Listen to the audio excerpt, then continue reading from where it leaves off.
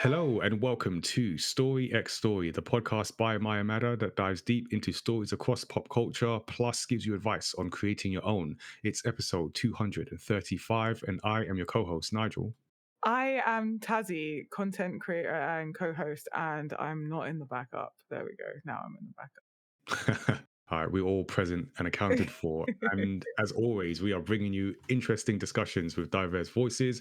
And to help us out today, as we stop, then start, then stop, then start, and then do that for 90 minutes, is Partnerships and Training Manager at Safe in Our World, Sky Tunley-Stainton. Sky, welcome back to the show. Thank you. I feel like it's been ages. It's been a little while. It's been, wait, is that over 100, nearly 100 episodes ago? That is actually a Yeah. while. So that was Mario. Yeah, Was that? yeah. Oh, Wow, wow. episode 138 of Mario. So it's been a little That while, but simultaneously feels like not that long ago and really far away at the same time. yeah.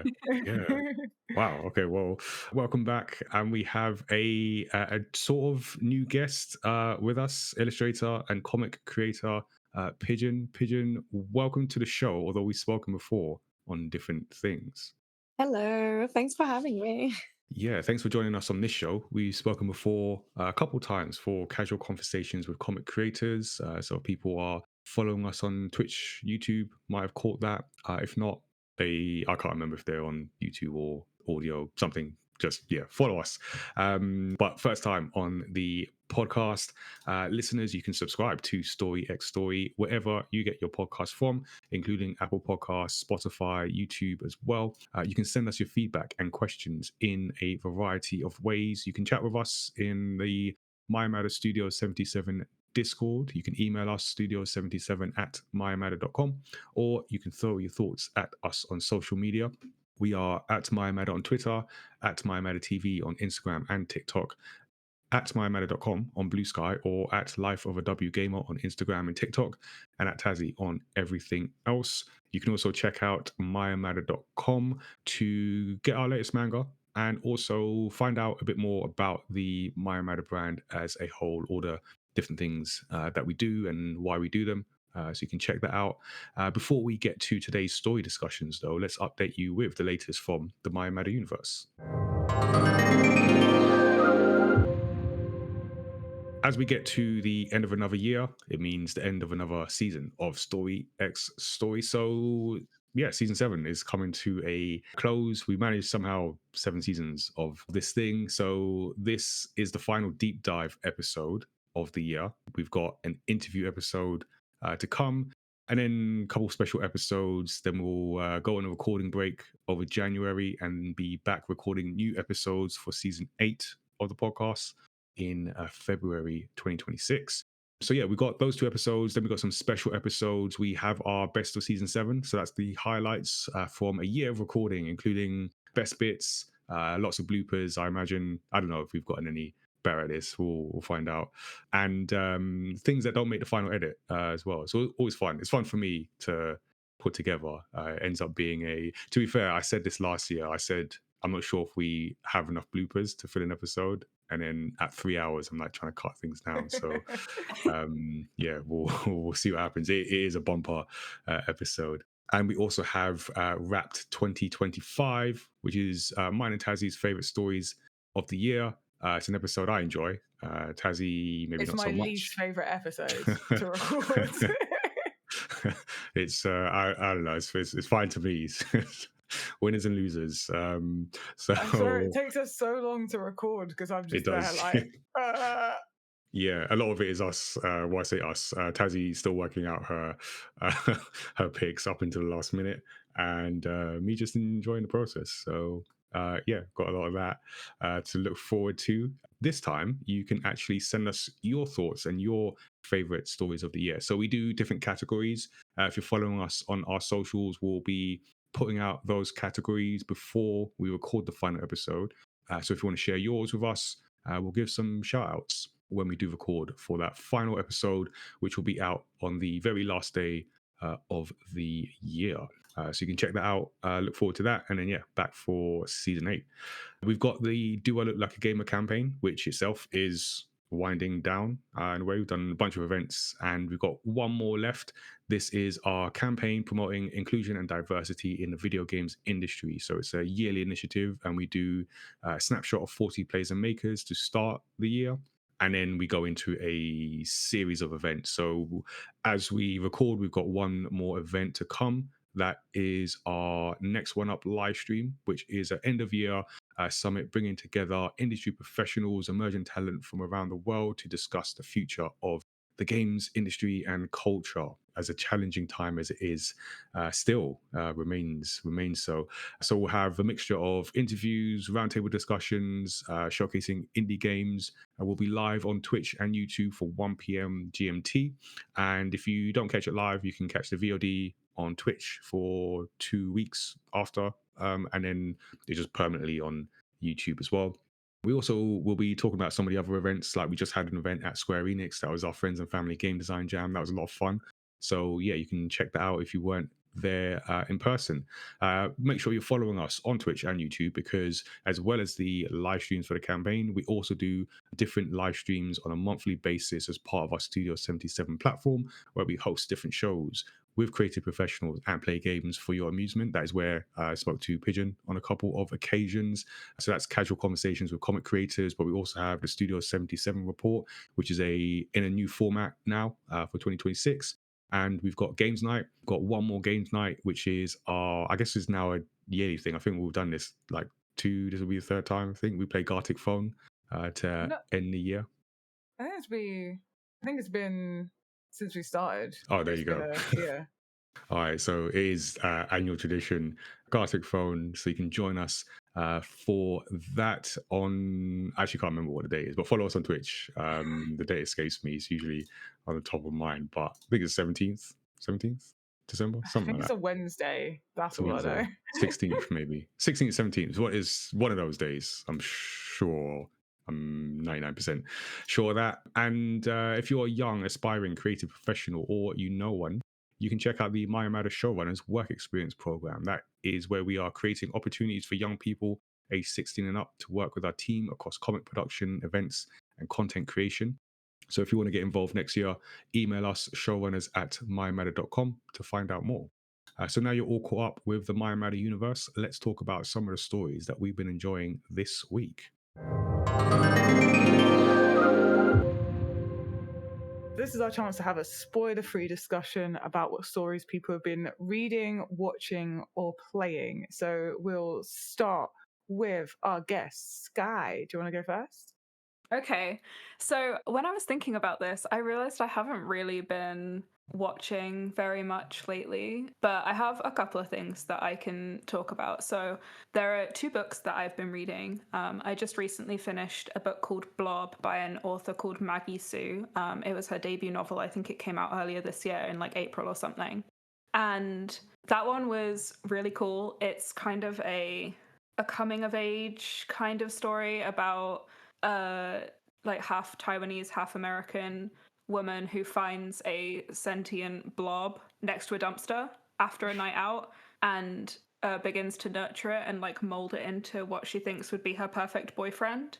So it's a bit weird. It's a little bit not body horror really, but there's some appendages being grown and things like that. But I thought it was a really interesting read, a really interesting take on, not feeling quite like you fit in either of the cultures that are part of your heritage, and an interesting take on I guess figuring out what you want in life. But that was really cool. I'd recommend it. And I have just started reading Tress of the Emerald Sea, which is by Brandon Sanderson, and I think it might be the first Brandon Sanderson book I've ever read. I'm literally a couple of chapters in, but so far. Yeah, so far so good. It's a lot different from Blob. So Blob was the writing in it is very matter of fact and quite punchy and witty, whereas this one is much more your normal fantasy, very descriptive, that kind of thing. But I think it will be interesting. I've heard some really good things about it, which is why I picked it up. I also went to the cinema to see Wake Up Dead Man, which is the third Knives Out film that I think it was only released in a few cinemas because it's normally a Netflix thing. And I thought that was really cool. I don't rate those films so much because I think that they tend to be sort of convoluted to the point that they're trying too hard to be clever. But the first like 20 to 30 minutes of the film I thought was incredible. I felt like I was watching like a real film 4 type of like British movie, which I loved. But I think one of the things that those films always do really well is like the characterization. And so I would really recommend it for that. And then the one final thing that I just thought of that I'll give a really quick shout out to is a YouTube short called The Hunger Games But Better that came out last month, I think, or like a couple of weeks ago. It was filmed by a comedian / actor that I know from TikTok, whose name I think is Grace Reiter, Reiter. And she and her friends just got together in an Airbnb one weekend and just filmed a parody of The Hunger Games, like mostly from memory. It's so good. It's really I think funny. it was for her birthday as well. Yeah. It is incredible. It's so good because, and I think from a storytelling perspective as well, like it's literally 40 minutes or 42 minutes or something like that. So it's a really tight recreation of the story, but they managed to hit all of those beats. They managed to really kind of pay homage to the film. Like it's not a mean parody. Like you can tell it really comes from a place of love for the source material, but it's also extremely funny. So big recommend on that one. Okay, I'm gonna have to add that to my YouTube watch list. I just love the story of how that came out. I love the creativity behind it. Pigeon, do you want to let us know your stories as well? Yeah, sure. So I thought that I will focus on comics because sort of the Thought Bubble Festival is still very like fresh in my mind, even though it was like a good however many weeks ago. But anytime I go to Thought Bubble, I just end up buying so many like interesting alternative indie comics. So a couple of the ones that I picked up there and I'm like slightly obsessed with, Witch's Egg by Donya Todd, which was just published by Avery Hill. And it's such a unique graphic novel in a sense that it reads like a sort of ancient occult folk tale, but with very sort of strange eclectic visuals that have a lot of like pop culture references. And it's basically a story of this cat witch that conjures an angel to have a child with. And it also sort of goes, yeah, very surreal and and it's just written in this very stylized language, and each page is just like bursting with sort of symbolism and details. It was just a really, really amazing, really, really cool book. And I also picked up a couple of other ones. A graphic novel by Alex Taylor called Bone Broth, which I believe is a debut. I think it might have won the first graphic novel competition. And it's just like a really cool sort of, as you know, kind of like a thriller, but with like a very contrasting, stylized and almost sweet visual style. And I just felt like the form of it was very interesting. Some of the like comic page layouts, for example, because it's focused on like hospitality work. Some of the pages are using like collaged sort of or tickets to write orders on, which I found was very interesting. It's just using like the comic form in a very interesting way, but at the same time, the story is like this sort of non-linear mystery. That sounds really cool. It's very cool. It's very relatable because sort of hospitality work and sort of the instability of everyday life. But at the same time, there's loads of surreal stuff happening. And just really enjoyed it. Very strong debuts. I thought that was cool. And the third comic that I really want to give a shout out to is Mother by Alice Bailey, which I think, it's a self-published comic. And besides, again, really cool visuals, I see there's a theme. I just really enjoy sort of stylized surreal stories. But I feel like storytelling there is also so interesting because the premise of Mother is basically the protagonist doesn't really like take care of herself. It's kind of like you're sort of relatable sloppy person, and she starts growing like sentient molds on her body, and the mold sort of starts treating her as a parent. So it becomes this weird story about like codependent relationships and parenting, but through the relationship between the girl and the mold. It's fantastic, honestly. So That these sounds are awesome. these are just free comics that have been just like living in my head since Thought Bubble, and I really recommend them to anyone who likes just weird ass stories. No, these are really cool. I'm adding a couple to my list. Beautiful. I will go next. I haven't really been watching much anime lately, but I've compensated for long titles with just having a long list instead of not anime. Okay, so this one I actually missed off last week's list. And I'm so excited to tell Nigel that I watched it. Is Two Guys and a Girl. Oh yeah, Ryan Reynolds' origin Yeah, story. It was a great 'cause show. it's really, I really enjoyed it. It was a lot of fun. It's like, because it's on, I think ITV. I watched it on, and I saw it on there, and I was like, oh my god! So naturally, I had to watch all of it. Like, Of course. And you can see like comedic timing is still there. Like yeah, yeah. like yeah, you can definitely see that. So yeah, that was kind of like mainly just for Nigel. Nice. I'm pleased with that. And yeah, I've been watching a lot of good shows actually.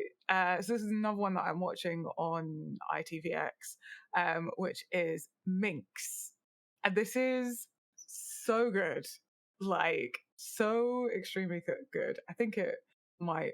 I can't remember what like who what channel actually makes it. It's not an ITVX original or anything, but it's about a woman who is like set in like the 50s, 50s. I think it's the 50s or 60s, and basically she wants to get a magazine published. Obviously, that is a predominantly male industry at that point, and she's trying to pitch a feminist magazine, and and then the one person that actually wants to pick it up is a adult magazine publisher. And she hates the idea, but he's the only person, and it's so funny, but it's also so powerful and so moving at the same time. I love that, like, the color grading as well gives it this really like it just adds to the times, and it's like her journey, like from being very rigid and like very stubborn in how this should be made, into like actually she might have to change some things so that her message can get across. And then it's like the first women's magazine with nude men in, and like it's just this whole journey and this craziness and all these lessons being learned, and I really love it. I'm really enjoying it. I'm nearing the end, but it's just so good, because he's just chaos and she's like not, and the way they come together and like teach you, have all these teachable moments. Another show that I've been watching is Artful Dodger, on Disney Plus, and this has been on my watch list for so long, like since it came out, because I love all of the twists, and so I was like very curious. And basically, it's set in Australia. It's like, I think like 15 years later or something, and Artful Dodger is now a surgeon, and no one knows of his criminal past in the new colonies of Australia. But he's still not like, people know he's not come from like pristineness. Like he was like a Navy sailor for after he escaped getting hung, or not getting hung, escaped 15 years of imprisonment. And then Fagin, what's his name? Comes along. Fagin, yeah. And he's like, what are you doing here? Like, you're gonna ruin my entire life. And he's like on the straight and narrow, this amazing surgeon, and the trouble that unfolds. And it's so good because you have like this toxic person, like just bringing out the worst parts of him back in his life, and trying to run all these like criminal games like they did back in London. And it's like not the same because it's different here. Everyone knows everyone. Like, it's hard to get away with stuff. It's a new colony. There's not many people here. And then there's like the there's just all of this stuff going on. It's so good. I'm so upset I didn't watch it sooner because it is so good. And then a comic that I'm halfway through the first one is called Minor Arcana, and I came across this because I was looking for tarot cards, and so obviously I was intrigued. And like each arc is like named after a tarot card, and it's about a young woman who's gone back to her hometown and then thinks that all that witchy stuff is a load of nonsense, and then some stuff happens that's weird and wonderful that may change her mind on the fact of that. Another fun one, Nigel, I think this is what I'd recommend for you, is Animal Control. I would say it's just really interesting. So it's got the actor from Community, the guy, the main guy, Joel McHale. Yeah. So he's in Oh, it, okay. and it's really, really, really, really funny. I really enjoyed it. It's good comedy. It's like the flavor that I'm looking for. Like, I would say it's like Brooklyn Nine-Nine meets comedy, meets Community. Right, oh, wow, that's a mix. That's extra comedy. That is. Because it's like this like Brooklyn, because it's set in like this animal control station. It's got that like Brooklyn Nine-Nine police station Got you. energy, but with like Community, worst person on the planet type vibes. Yeah, so it's just a flavor of comedy that I love, and because I feel like I've said this before, they need a way to do Brooklyn Nine-Nine, but just not police. And I think, Animal Control is a good way to go. No one's mad at Animal Control. Oh, maybe some people. Yeah, but, it's just some people. And then the final one, sorry, this is a really, really long list. And I can't miss this one off, is Running Man. I was actually in Running Man and I spotted myself, which was really exciting. But nice. I need to watch that. I need to watch that. No, I was really pleasantly surprised. Even though I was in it, I didn't quite know what to expect getting into it. And oh my God, it's so good. It's such a like, and from what I know, Edgar Wright's kind of taken it a bit of a different direction from the book, but it's such a good commentary on like what's happening in the world right now with like AI, with like social, political stuff, and how the media can change your perspective on something quite easily by just changing like the lens point.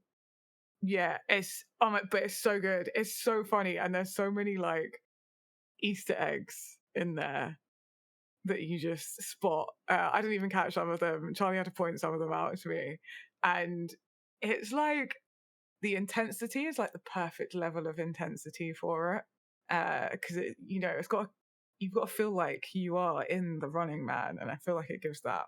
I definitely want to watch it again because I feel like I've missed some stuff. And I feel like this is one that I want on DVD. But yeah, nice. Great film. Anyway, Nigel, sorry, after that like long like scrolls worth of things, what is on your list? So I've got a mix of things that I've been reading, watching and playing. So I recently went to a screening, a short animation screening called Disrupting the Narrative, which is a collection of animated shorts that are all about, as you can imagine, disrupting the narrative. So things around sort of social issues, environmental issues, topics of like identity, justice, things like that. So I won't go through the whole list, but there were a few that particularly stood out to me. One was Two Black Boys in Paradise, which is about two black boys on a journey of self-acceptance. So it's about their love for each other and them essentially coming to a place where they refuse to hide it and end up in this place, I guess, like paradise that is free of shame and judgment. So it's quite a like challenging one in a good way, but like definitely like sort of makes you think. Along similar lines, a short film called Mental Roots. I should mention Two Black Boys in Paradise was directed by Baz Sales, their team that invited me actually. And then Mental Roots. So it's about the mental well-being or lack thereof of a young black man. So someone come to terms with just reaching a breaking point when it comes to like mental health. Again, yeah, really challenging and something you don't always see. The director and all the directors were there actually at this event, and there was a Q&A after. So I got to have a quick chat with the director, Nathan. That was really good. Then Only a Child, which is was actually Oscar shortlisted. So it's essentially a visual poem. So it's based on a poem which comes from words spoken by Severn Cullis Suzuki at the UN summit in Rio in 1992. And it's about a call to action on the environment and the planet. And it was actually directed by Simone Giampaolo, who we've interviewed on the podcast. So he mentioned it, I believe he mentioned it in the interview, and then got to see it there. So that was really cool. And then the last one I'll mention from that is Meow or Never, which was a very funny short. And a first-time director, Nijira Raj, who is basically about a cat or as described, a cat astronaut. So whatever the combination of cat and astronaut is, looking for the meaning of life. And then they encounter like this overexcited, overeager puppy. And yeah, there's like it's a bit of madness in there, but it's funny and poignant, which is a nice combination. So yeah, that was cool to be at that event, to hear the directors speak, get to chat to some of them afterwards. Outside of that, there's a few things that, because this is the last deep dive, I realize this is the last time we'll get to talk about some stories for a little while. So I thought I'd list off a few that I'm almost finished, but not quite. So like literally all of these I've just like almost finished. So I've been watching Dan to Dan. I think I've got like one more episode in season 2, 2 at most. Oh, you're ahead of me. Oh wow, I don't think that's surprising. So probably by the time listeners are watching this, I would have finished this. Yeah, it's such a idiosyncratic show about some random stuff, but it's also about this kid and the relationship with this girl. That's like the through line throughout. Just watching those two. I find it particularly enjoyable. Like watching those two. So enjoying that. I'm playing Shinobi Art of Vengeance, which is a fantastic game. I'm on the last boss, and it's difficult. I'm not gonna lie, this is difficult.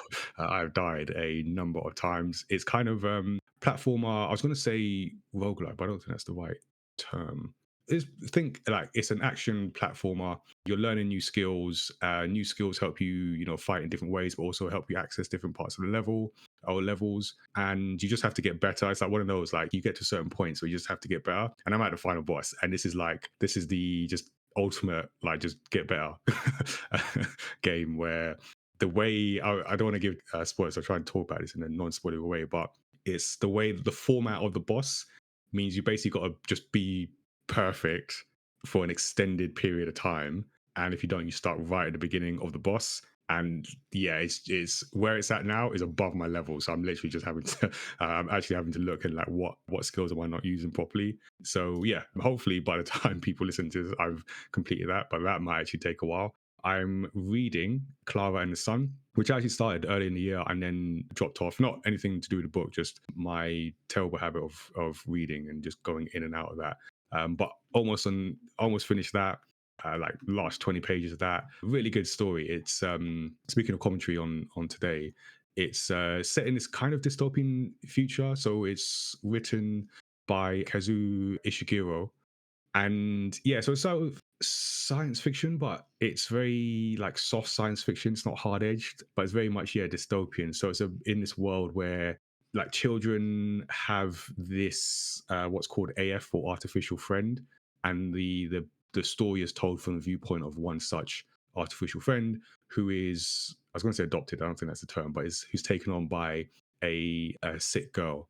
And it's about like their relationship with family, but also this AF who is like very intelligent and observant, which is their thing, but also like has limited knowledge of the world. So the way they're describing things is like not quite complete. And it does this thing where it doesn't, Sky mentioned Brandon Sanderson, where there's a lot of world building and explains it. This doesn't explain that, you're just hearing this point of view. You kind of have to figure out what exactly they're talking about. It's really cool. It's a nice story. I'm going to get other books from this author as well. And then I am watching A Thousand Blows, and I think I'm on the last episode of that, so I'm about to finish a bunch of a bunch of things very soon. But yeah, A Thousand Blows, fantastic show made by or created by Stephen Knight, and it's based on real life stuff. The 40 Elephants, which is an all-female crime syndicate who get involved in the world of boxing, and it's about this time where things went from bare knuckle boxing to Queensberry rules, where they basically start wearing gloves, and you've got like different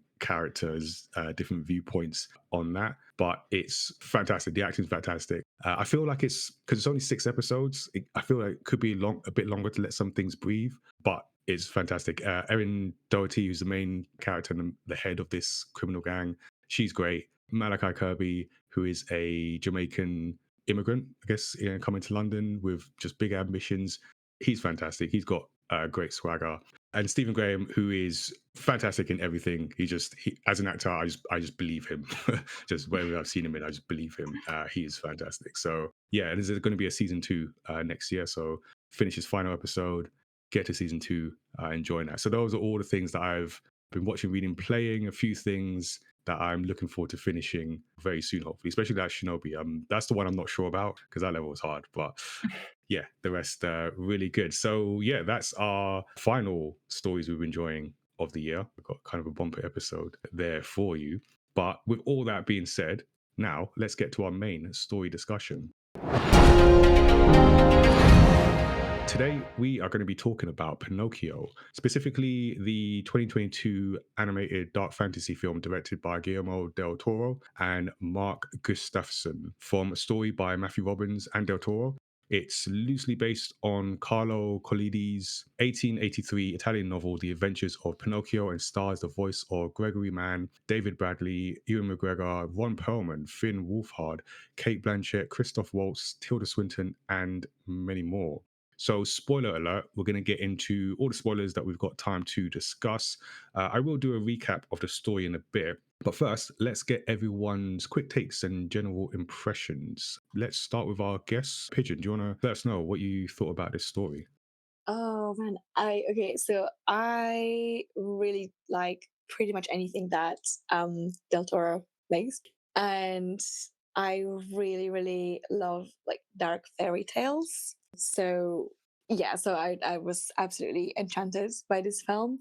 I think my main thing these days is that I am growing a little bit, I don't know if skeptical is the right word, cynical maybe, of like certain like trendy retellings and like rehashing of some stories. But I felt like this one was like fresh and done in a really, really interesting way. So yeah, a lot of thoughts, a lot of things to talk about. Cool. All right, sounds good. All right, yeah, we'll get into that. Sky, what about you? What did you think about this story? Yeah, I loved it, and I'm really excited to talk about it and pick apart all of the reasons why it was great. I shared Pigeon's kind of trepidation going in because I think oftentimes the remakes that come out in this day and age are tired, are essentially a cash grab, I guess. But this had so much love and so much heart and so much deeper meaning poured into it that it's like it doesn't even compare to anything else I've seen from a remake perspective recently. Yeah, I feel that. It's almost like more of a retelling than a remake. Yeah. But, That's what I was gonna say. Right, let me not step on any more Tazzie's thoughts, and let us know the rest of your thoughts, Tazzie. Yeah, I thought it was a really good like retelling of Pinocchio. Obviously, like Pinocchio's been remade and retold a fair few times. Yeah, And I think this took a different messaging approach, because I feel like the tale of Pinocchio is a warning of like be truthful and be good. Right? That's the baseline of Pinocchio. That's the fable it is. But I feel like this version, the message was more of like be true to yourself, which I thought was interesting. Like that was to me that felt like the main takeaway. The be good and be truthful was just kind of there. Like it wasn't the didn't feel like the main message. And then also my other thought, completely off topic, was just like, oh, it's like Moulin Rouge, because once again, Ewan McGregor is a writer being mistaken for something else. And there's quite a few lines that are literally the same lines in Moulin Rouge, but just with like a word change or two to make it relevant, which is really interesting, as Moulin Rouge is my favorite movie. It was like, I'm really struggling to stay in the Pinocchio story when you keep pulling me to Moulin Rouge, and now all I want to do is watch Moulin Rouge, and like, you know, Moulin Rouge is quite tragic, but still like fun and enjoyable. So I was like, same vibe, same vibe. Yeah, a bit of tragedy in this one. Yeah, I no, I echo everyone. I really enjoyed it. I didn't actually watch it at the time, so I watched it as at least half of the stories that we do on a podcast. I watched it for the podcast, but I do remember this coming out at the time and thinking, oh, because there were two Pinocchios around the same time, and in my Oh mind it's like, oh yeah, yeah, what was the other one? yeah, exactly. So I was like, this is the one I'm going to watch. So I remember I did note it like in my mind, and for some reason I just didn't get to. I think I've got this thing where, for some reason, if I see it on Netflix, not that I assume it's bad or anything, I just, my urgency to go see it just dims a little bit. I don't know if it's Mm. like, oh, it's just on Netflix or whenever, versus if it's in cinemas, like I need to go and watch it before it leaves, and that turned into just, oh, I haven't I haven't watched it, and it's been 2 years or whatever. It was Um, the Disney live action Pinocchio that came out at the same time, right, which I did there you watch go. and was actually pretty good. So Okay, there you go. All right. Well, we picked this one. so, yeah, this um, one is definitely more to it. so yeah, no, I just think this is like really well made, and like you say, Tazia, I like the slightly different take on the lesson in Pinocchio. In some ways, it's like the opposite lesson, especially at towards the end, like how they escaped. But yeah, no, I like the take, and I like what it says and how it says it through like the setting and as well as the characters. So yeah, I definitely want to dig into a lot of that. Really, really well made. Like really enjoyed this story and how it was told. But if you hadn't just seen it like me, I'll do a recap and we'll dig into the details. So this is a story that takes us to Italy, where woodcarver Geppetto loses his son Carlo to a bomb strike during World War One. 20 years later, he uses pine wood to create a puppet. Wood Sprite brings it to life, naming him Pinocchio and assigning Sebastian J. Cricket to guide him morally, promising him a wish in exchange. Geppetto wakes up to discover a live Pinocchio exploring and destroying his home. Fed up with Pinocchio's lack of self control, he decides to send the boy to school with a schoolbook that used to belong to Carlo. On his way, Pinocchio is met by showman Count Volpe and his monkeys Spazzatura, who bring Pinocchio to their circus to perform. Geppetto arrives to take him back, which leads to a fight that ends with Pinocchio being fatally hit by a truck. In the afterlife, he meets the wood sprite's sister Death, who explains that he is immortal and revives when an hourglass empties. But each time he dies, he will spend longer in the afterlife before returning. After Pinocchio comes back to life, an army officer tells Geppetto that Pinocchio should be sent to a military youth camp. Seeing Geppetto upset and conflicted, Pinocchio decides to earn money for him by performing in the circus, avoiding going to the army by Podesta, who thinks he could be the ideal soldier. A jealous Spazzatura reveals to Pinocchio that Volpe has been lying to him about sending half their profits to Geppetto. Hearing this, Volpe beats the monkey, leading to Pinocchio performing a song ridiculing Benito Mussolini as he watches. Mussolini has Pinocchio executed and the circus burnt down, because that's what you do when you are a level headed person. Revived again, Pinocchio is taken by the Podesta to military recruit training and befriends the Podesta's son, Candlewick. In a training game, Pinocchio and Candlewick win in a tie, but Podesta orders Candlewick to shoot Pinocchio. He refuses, standing up to his father as the camp is actually bombed, killing the Podesta as the boys flee. Pinocchio is then captured by Volpe, who tries to burn him to death for ruining his career, but Spazzatura saves Pinocchio and attacks Volpe, resulting in all three falling off a seaside cliff which kills Volpe.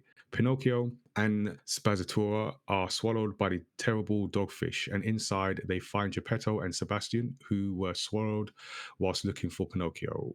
They escape the dogfish by having Pinocchio lie to make his nose grow into a branch, which turns into a bridge leading out of the monster's blowhole. As the dogfish attempts to eat them again, Pinocchio sacrifices himself by detonating a mine inside the dogfish, killing them both. Meeting death again, Pinocchio demands to be sent back early to save Geppetto from drowning. Aware that it will make him mortal, Pinocchio breaks the hourglass to return and dies saving his father. The wood sprite reappears to a mourning Geppetto and Sebastian, who uses his wish to revive Pinocchio. And so Pinocchio, Geppetto, Sebastian, and Spazzatura return home to live together as a family. After outliving them all, Pinocchio decides to travel the world and find his own place in life. The end. So yeah, there's a lot of like bit of tragedy in there. And what's interesting about this is, so like we said, the well-known tale of Pinocchio grieving woodcarver Geppetto, making effectively a new son. But then because it's Guillermo del Toro, it's just it comes with a different worldview. And I didn't realize how long this film was in the making. I don't know if anyone was aware of like the lengthy like production process, but just as Del Toro describes it, a passion project that he's had for a long time. I don't know if anyone was like aware of like how long this film took to come to life. No, I don't think I was, no. No, No, it me doesn't neither. surprise me though for a stop motion Mhm. project. Yeah, I read somewhere that it's been like 15 years in the making, but in terms of like, you know, getting down to actual production, it was 2008 where he announced it as his next project. So darker adaptation of Pinocchio. Then 2011 announced that who would be co-directing it. So it'd be stop motion, written by Del Toro and longtime collaborator Matthew Robbins. Then 2017, it's reported that the project was not happening because no studios were willing to finance it. And there was a consideration of making a 2D animated film to bring the cost down. And then in 2018, it was announced the film had been revived with Netflix acquiring it, which they seem to be doing now.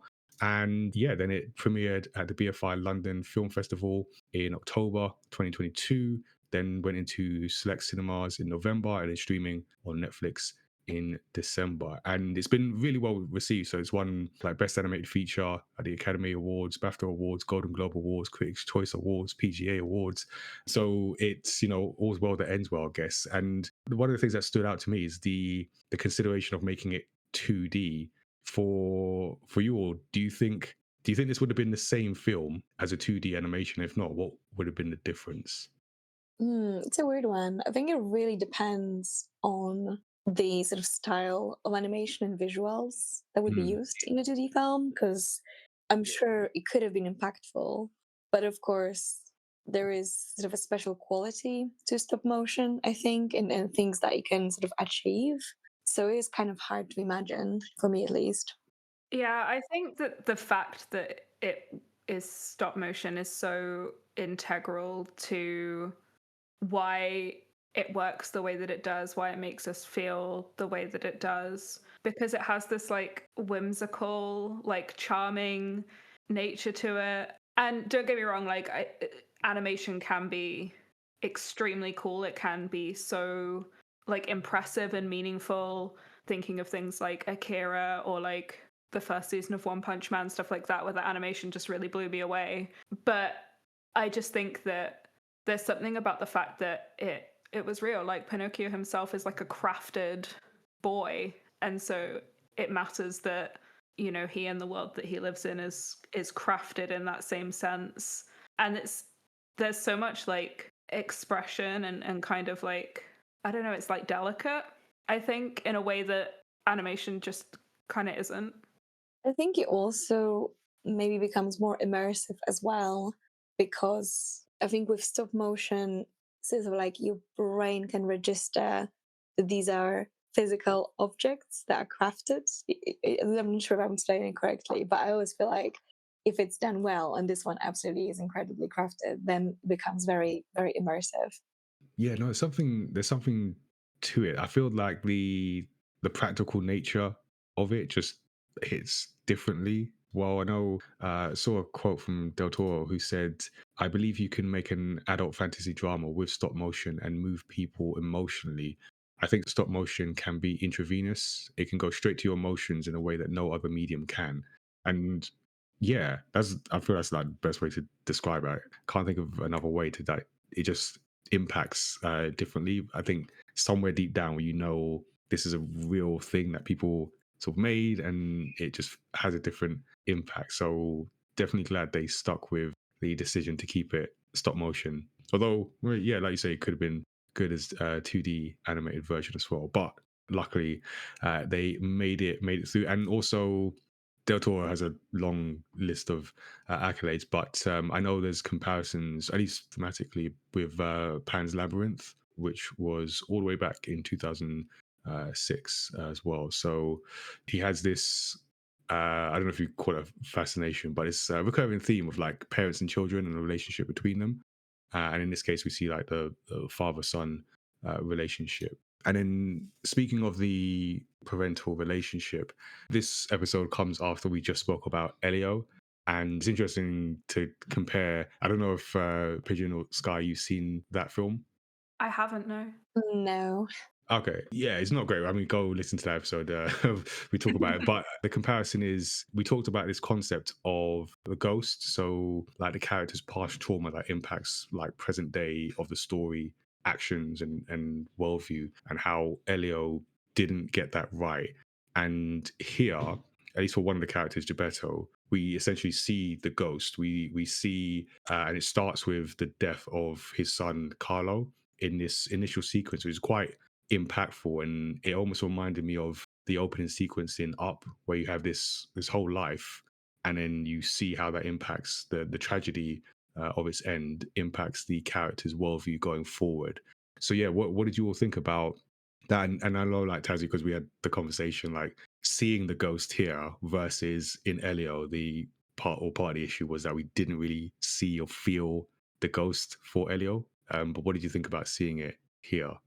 Yeah, I think because we're drawn into the story of Geppetto and his son. Like we see the relationship they have with the village they're in. Like you understand the weight of it. Like I almost forget that Geppetto's son's gonna die. Like we know the story, right?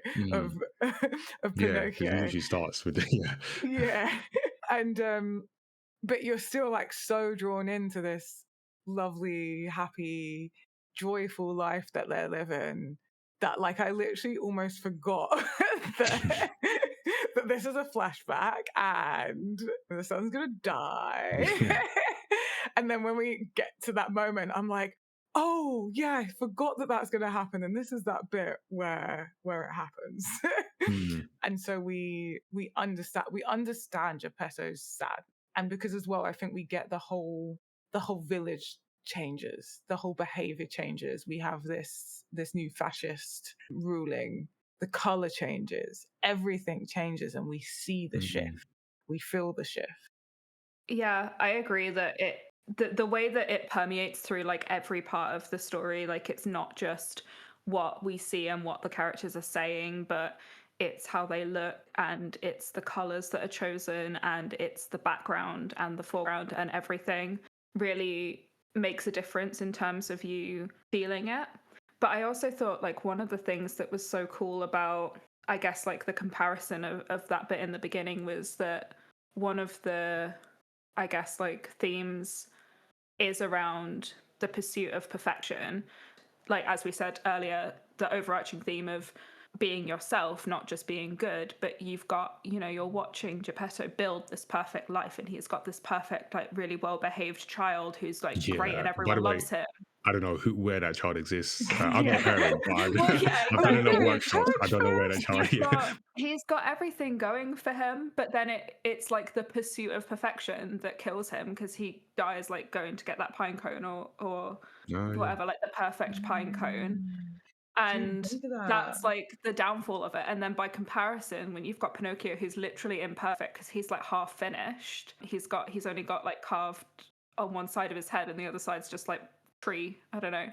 He's like the embodiment of imperfection. So the dichotomy, I guess, of the two characters is so stark, which I think is really, really cool.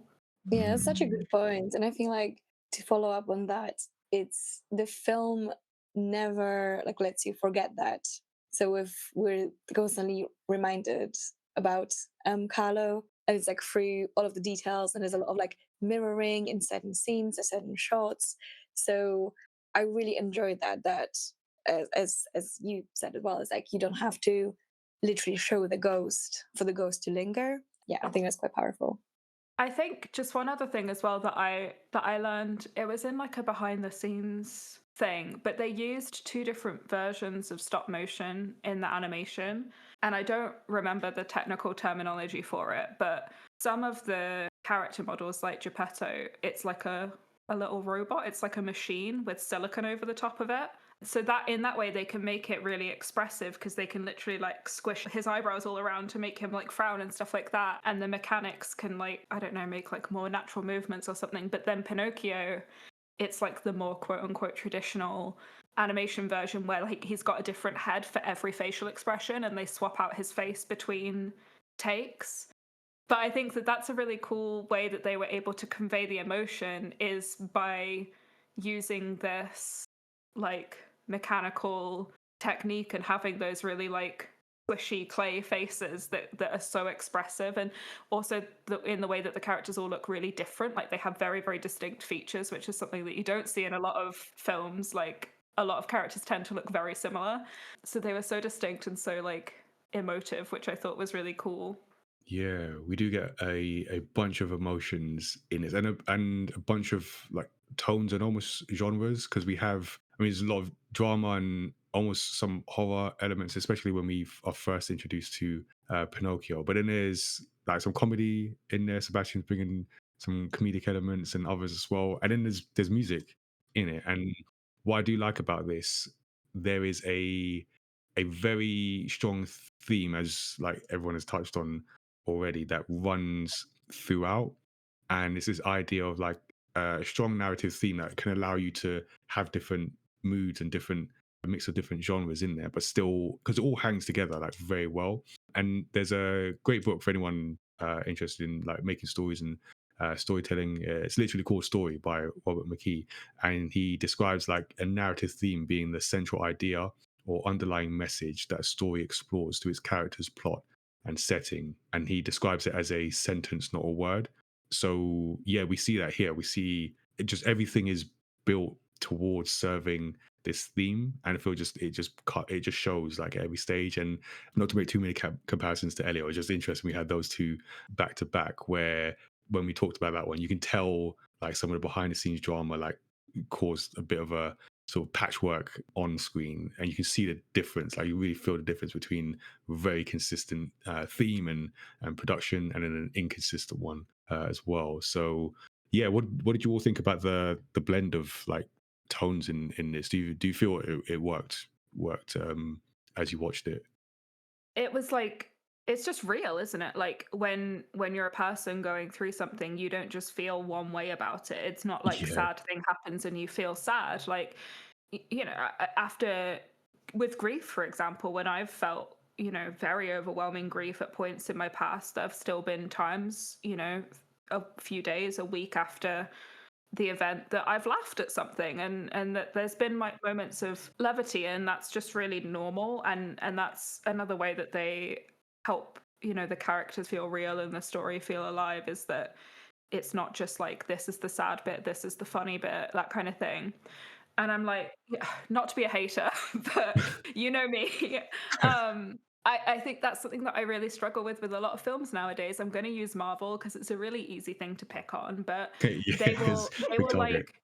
they'll like pull the emotional weight of the scene right out from under it by making a joke Yes. that makes light of the situation, or that completely cuts it off, like cancels the emotional weight of what you're dealing with. Whereas this one, like, it's not like a hard cut segue into a joke. It's you know, funny and silly things and whimsical things that are happening through the course of this sorrow and this overarching, you know, turmoil or whatever.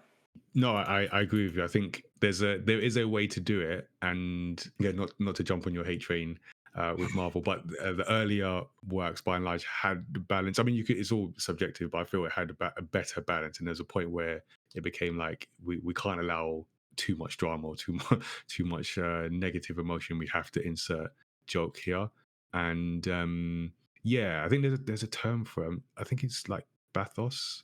Feel some is, but it's a term for I like think it is process, yeah. okay, yeah, undercutting drama with comedy. So yeah, whereas this, because there are moments like I mentioned Sebastian where he's constantly getting squished with things that are just like funny and they're not done to like undercut dramatic moment, and we feel the deep like sad emotions as well, because even when at the beginning when losing Geppetto, losing Carlo, that's a sad moment, especially like you know it's coming. I mean, you know it's coming because we know the story, but then just the way like we see the bomb coming and it all builds up. But then also the weight it has on Geppetto, like he becomes a different person, Mm. and I feel that's Mm. really well captured for that the idea of grief and the grieving process where when everything was good and they were together, you see like like I said, there's the perfect kid. I don't know where where this kid exists, but they've got something good, and he's like goes to like alcohol, and he can't let go of his son and the image he had. Yeah, it's just such a weight to Yeah. it. The scene where he's like making Pinocchio and he's, drunk and it's storming outside. It's very Frankenstein. It's very horror Yeah. coded, Yeah, which I was so surprised by. Yeah. there's definitely some parallels between Frankenstein and this, but maybe I think that as well because I've just recently watched Frankenstein as well. Yeah, and the sort of question of like who's the creator, who's the monster. I think that very much like sort of Mm. happens in there as well.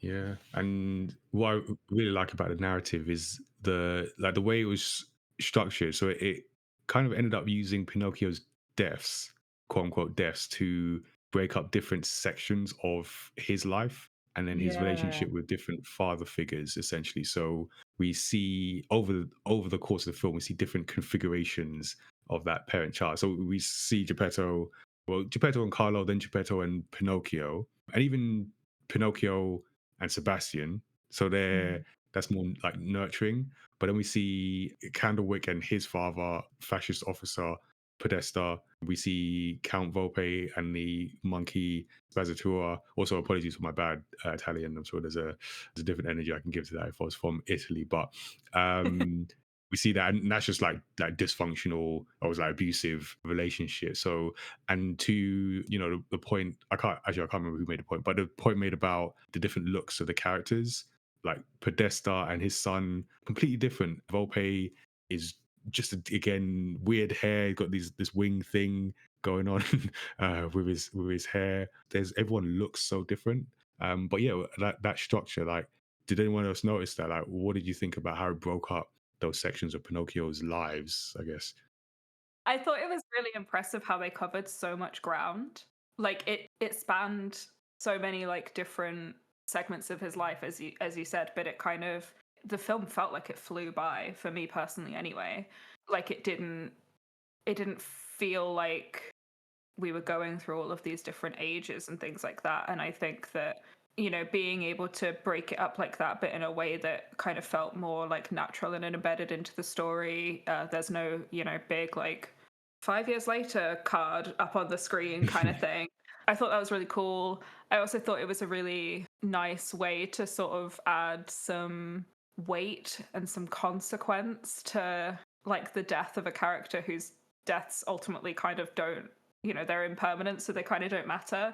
And if you didn't have that kind of waiting point where he's kind of in limbo or similar, it would be very easy for his deaths to just make us feel nothing and for them to not matter and hold no weight and for it to just be kind of silly slapstick. So it was really good that there was a sort of mechanic by which he actually had to kind of face the consequences of what had happened to him. Yeah, yeah, and there's still some comedy because you had like, was it the rabbits? They were that was funny as well as like Playing darkly poker funny. or something. Yeah. What were you going to say, Tazzy? Actually, something very similar. But yeah, I really felt like it helped helped move the story along like really smoothly. And it was just like a perfect kind of like chapter break almost, just like changing of the chapter. Yeah, it felt like that because we get the break, we get the almost Like Act 1, Act 2. yeah, essentially with a little like comedic break in between palate cleanser and then into the next father son relationship that he goes into. Yeah, and because the way that it would like transition from like the falling through the sand and then normally in straight into motion, like wherever he appears back, we're in motion, like we're in the back of a moving van, like it's always in motion. So I thought that was quite interesting, and it did make it like really just connect really well, and like just this journey of following. Yeah, Like I you hadn't really thought felt of like you were that. on the journey. Yeah. Dang it, there's so many ways this film is so cool. Yeah. Yeah. Let me ask though, did you like Pinocchio as a character? Yeah, Um, I think he's written in an interesting way. So what really kind of hits my own sensitivity when I'm watching it is just how utterly pure and sort of Yeah. ignorant of the rules of the world he is, Yeah. to the point of, yeah, obviously to the point of grotesque, which is also really fun to watch. But I think with this character, there's just something about this utter innocence, also combined with like the actors, oh my god, like the actors absolutely angelic voice. I don't know, yeah, it just I think yeah, it made me sort of feel things, and I enjoyed that. Yeah, like that was the first thing that kind of stuck up to me.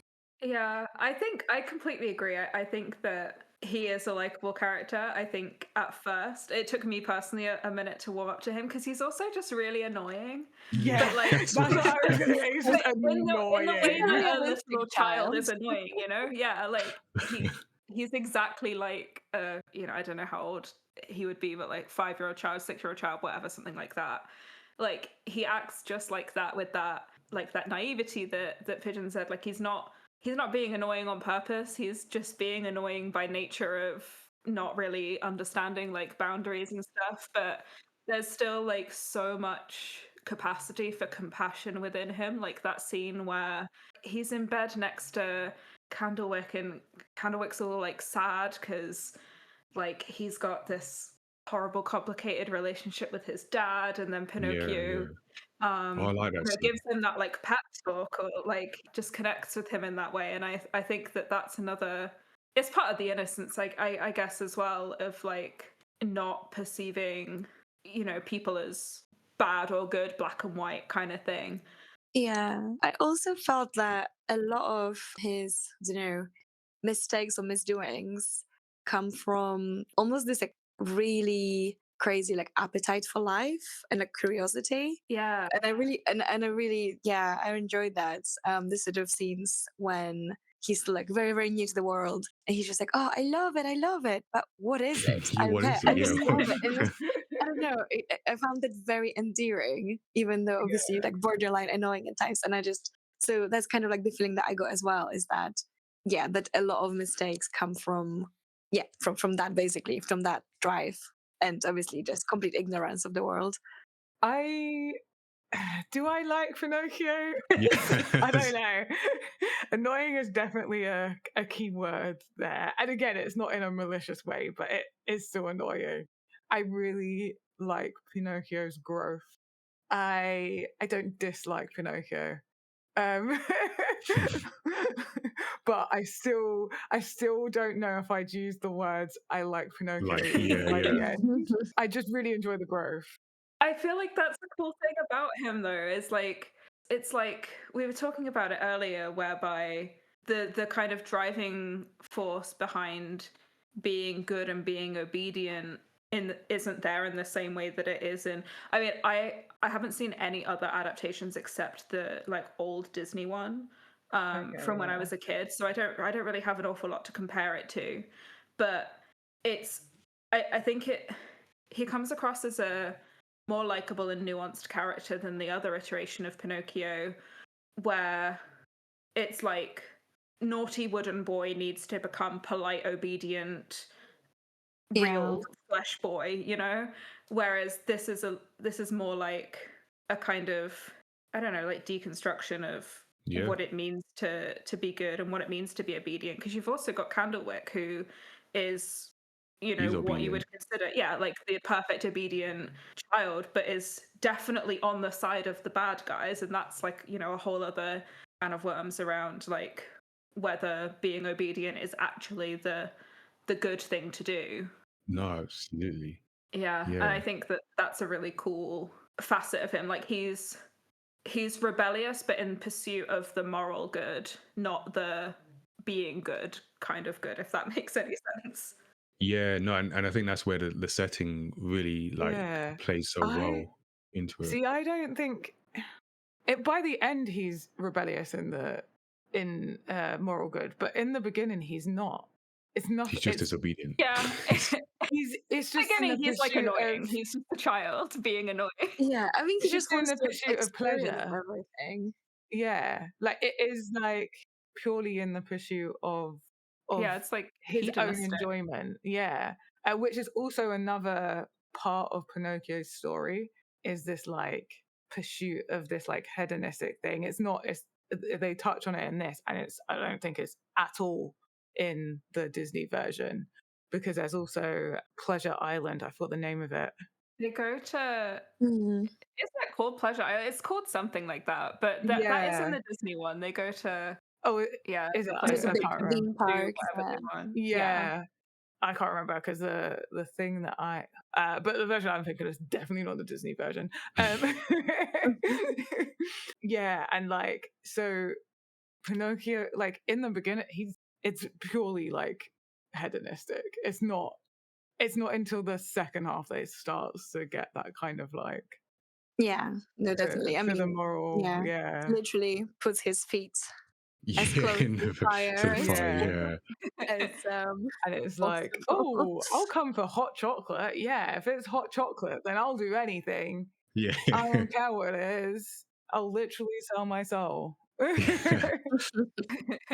Just before that, where I think Geppetto's going to church and he tells Pinocchio to stay where he is. He leaves and Pinocchio said, yeah, church. I'm going to go to church. And then Sebastian's like, no, he told you to stay, like be obedient. And then, I think that was it. It's literally like he's saying you have to obey Papa. And he's like, what's obey? And he's like, do as you're told. He's like, but I don't want to obey. He's like, I'm going to church. That's it's not it. even a consideration. It's not even a consideration of why should I obey. Want to. It's just cool. Hard to argue with that. And then when the fascist leader, the thingy person, he comes to the house to visit, and Pinocchio really wants hot chocolate. And literally, it's like a full meltdown until he gets hot chocolate. Which, again, yes, he is also a child, so valid. Yeah. I would have a full meltdown for hot chocolate. Valid. Mood. Absolute mood. But his pursuit is for pleasure in the beginning. And it's not, which is why I think is it why? No, it's not why I struggle to look like him. I think that's one of the reasons why I struggle. And it's sort of funny because when he immediately wakes up in a sort of, again, another like horror coded, the way he's discovered by Geppetto. Oh, like he's like a little spider guy. Yeah, and he's like coming to shape and that was cool. That was a cool sequence. And then he's like just picking things up and throwing them and breaking them. That was funny. And then it goes into annoyance where he's just like, I'm just not going to listen. Again, I'm not a parent, but I can imagine, I don't know, I feel like maybe there's some parents who had like flashbacks to like when their kids just listen. Look, I'm just telling you to do things. I don't want to hear another question. Just do the thing. So but I feel it's all intentional. Whereas I might make more comparisons to Elio. Whereas I think we were talking like about Elio, and like, I didn't like Elio, but it wasn't intentional. It was, and there's a difference where it works for it. So and speaking of like the setting, the whole world building aspect is so great. And I will say, actually, I forgot, because I think, again, at the time when I was going to watch it, I knew there was like a sort of fascist element, but I kind of forgot about it until like watching it. So then when I think the Podesta for the first time, after Elio's discovered at church, they're like, what is this abomination and everything? And they go back to Geppetto's house. and then they hit him with the Heil Hitler. So wait, what? Like they Yeah. just like It's almost so some casual. yeah, It's so really casual. jarring. It's like they're like I don't know Elon Musk fans in there, but The priest even fumbles it a bit. He's like, oh, I think he like knocks yes, his hat off. They yeah, made It's it so they done it so well because they made them so horrible but funny. mm, Like you laugh at them like the joke is on them. Like yeah. Even when you see like Mussolini as well, he's not a looking up to character. He's quite a kind of caricature there as well, but. yeah. yeah. I think it plays so well to again the theme of it because like one of the themes is this whole idea of disobedience and what Mm. better place to say it than like fascist Italy where the whole thing is like you just obey, you just follow the rules even if they're terrible rules. So I think that setting like between World War One and World War Two with Mussolini as well being like such a key character even though you only see him briefly, that just works so well, like fantastic like combination of like setting and the theme as well where you've got Pinocchio in a society of people who have to behave like obedient puppets and then he's the one who has no strings and he's just doing whatever he wants.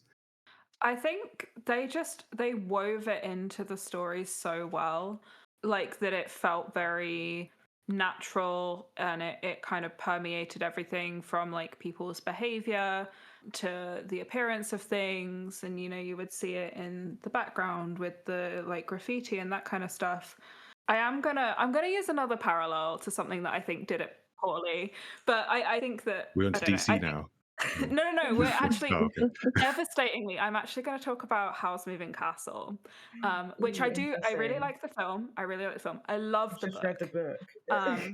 The book is one of my favorite books of all time, and the book doesn't have any of the war stuff in that the film does. Yeah. And the thing that Okay. really frustrated me about the kind of war subplot in the film is that it felt very disjointed.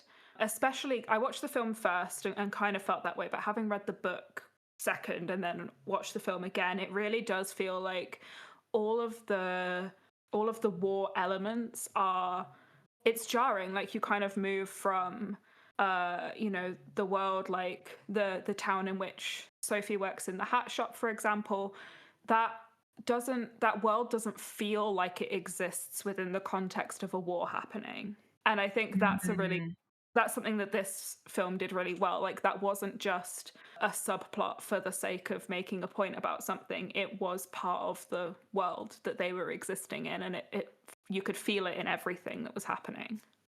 Yeah, it's Right. it's it's a really interesting point, and like it's sort of made me think as well about the movie Cabaret a little bit, which obviously a very different film, but because it has sort of the cultural background is the rise of fascism in Germany, and I think it made me think about it because it does a similar thing of like showing the main plot, which is about these very individual characters and their feelings and their relationships.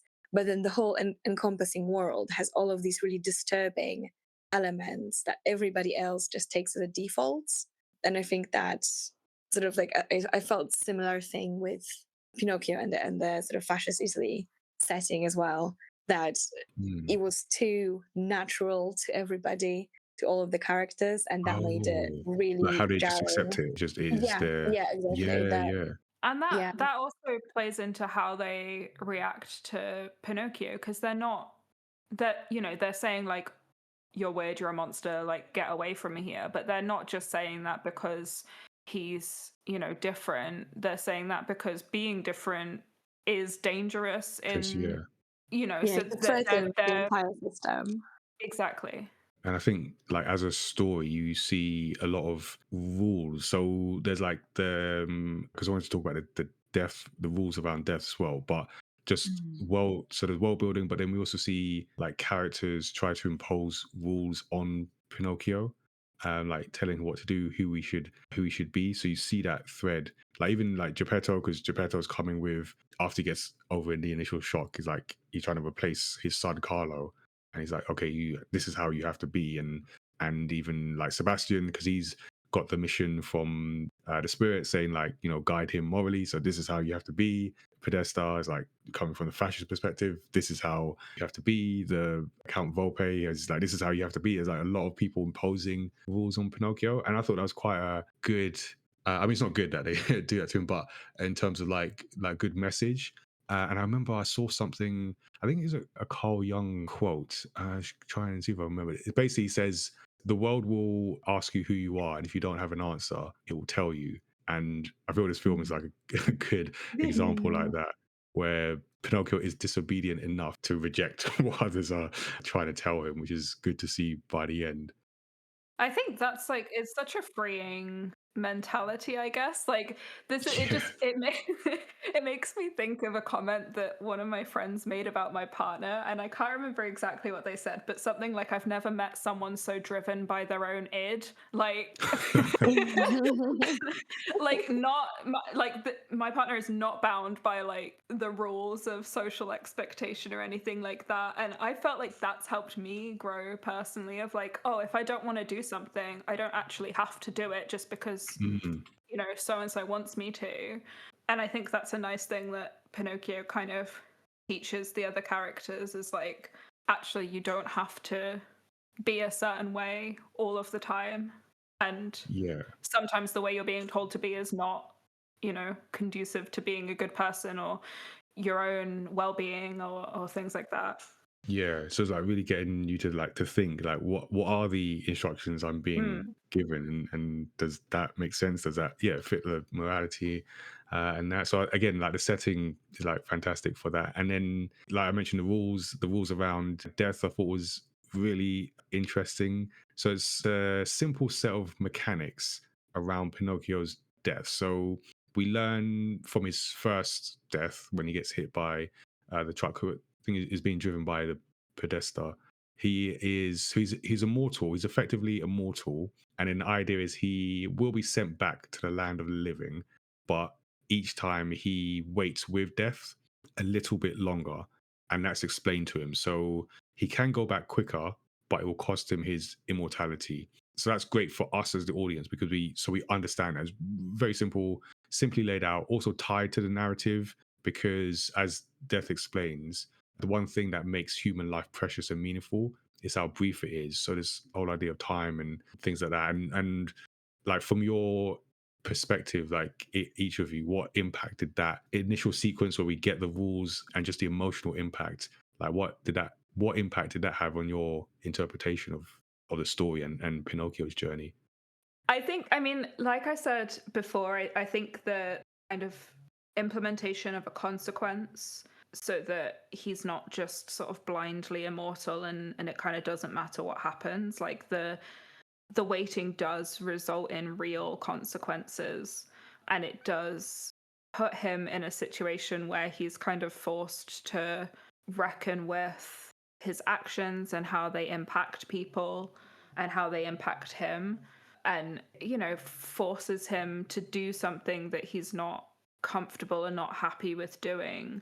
And I think it also impresses this urgency, like especially in the bit where he does choose to come back earlier. There's like a it's not just, oh, I'll be back, it doesn't matter. There's like a desperation, there's an urgency, there's a need, there's like there's stakes. And I think that it would have been a much less impactful film if there had been no consequences to the repeated deaths, because it would have just felt like nothing. Yeah, it's really interesting to have like so much like presence of death in what's sort of supposed to be a fairy tale.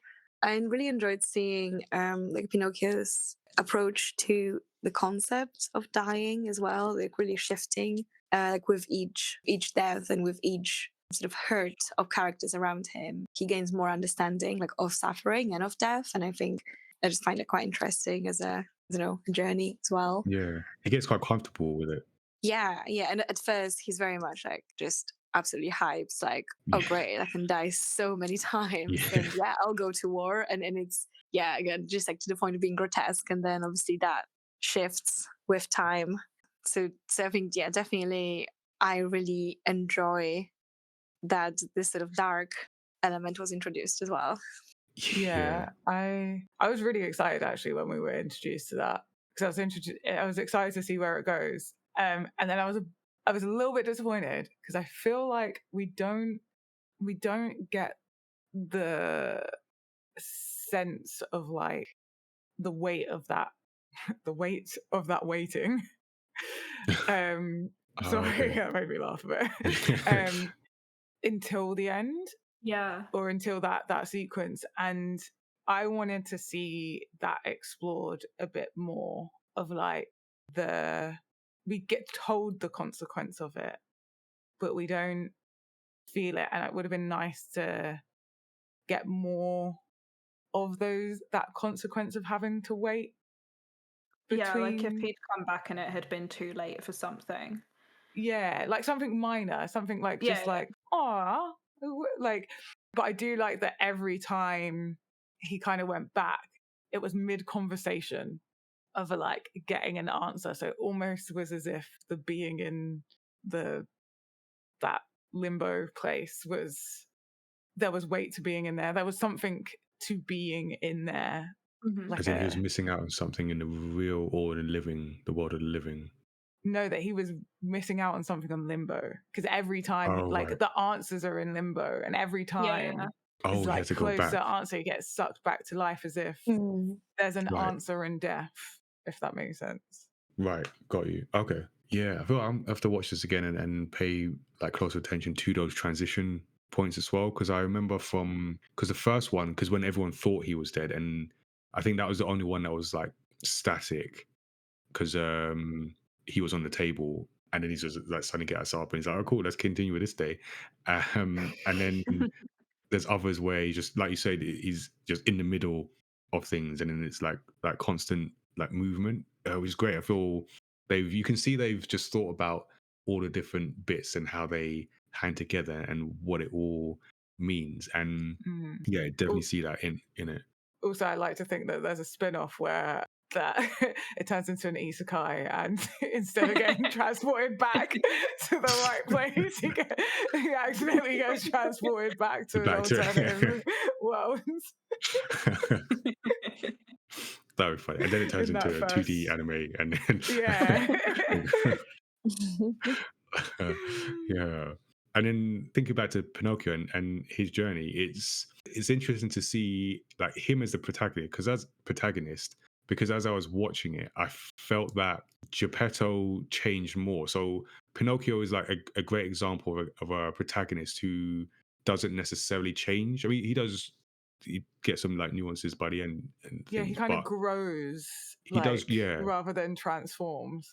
Yeah, and like there's different ways to do it with your protagonist. I think the majority of stories, like the protagonist is in a place and then they change and they go on an arc, but not always. It doesn't have to be done, and as long as it's done intentionally, there's a way to do it here where Pinocchio is a character that changes other people change around him. So he embodies the theme that we're talking about, and disobedience and other elements, and then the characters around the protagonist change. And I felt most notably Geppetto, just because we see like the tragedy of losing his son at the beginning and how that impacts him, and then what he goes through by taking care of Pinocchio and having to like chase after him and getting swallowed by a monster monster fish, and then by the end having that being able to let go in a sense. So Pinocchio like constantly breaking the rules, and then his final act of disobedience is breaking the hourglass to sacrifice his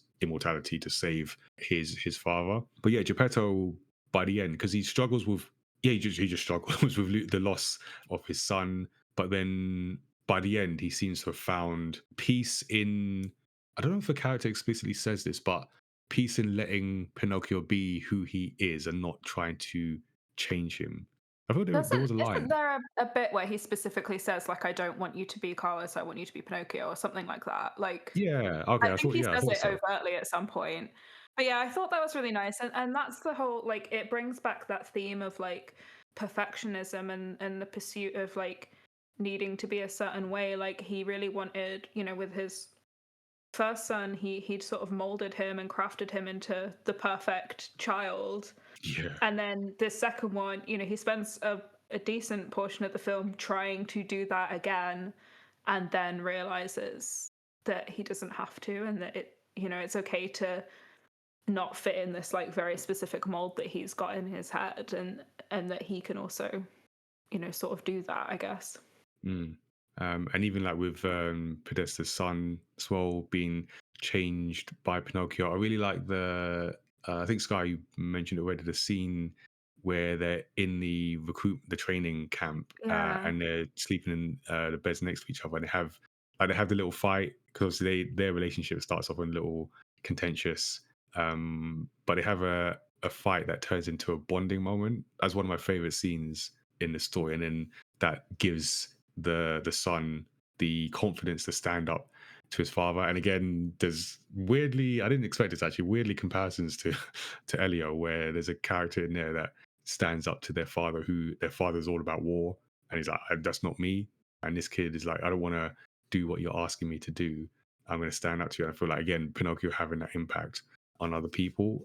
There's a great quote when I was putting the notes together from the website, the Criterion Collection. So it was from Matt Zolla Sites, who says, Pinocchio is not merely a movie about a puppet told through a clever variant of puppetry. It's a film about the idea of puppetry. It wants audiences to consider the possibility that whenever people open their mouths, other people's voices come out, even when they don't realize it. I feel that's a great description, especially with the fascism, fascist Italy thing. It just works on so many levels, this film. I think I saw it on TikTok, I can't remember, but there was like an interview with Guillermo del Toro where he basically said like the first 7 to 10 years of your life is just you acquiring trauma, and then as you become an adult that's you starting to process it, and then by the time you're 50, you can kind of unpack it and understand like how to exist and who you are. I'm paraphrasing, but makes a not lot of by a sense whole now. lot. Like Yeah. he really did say that. I don't think my trauma collecting stopped. So Yeah, 7, you say?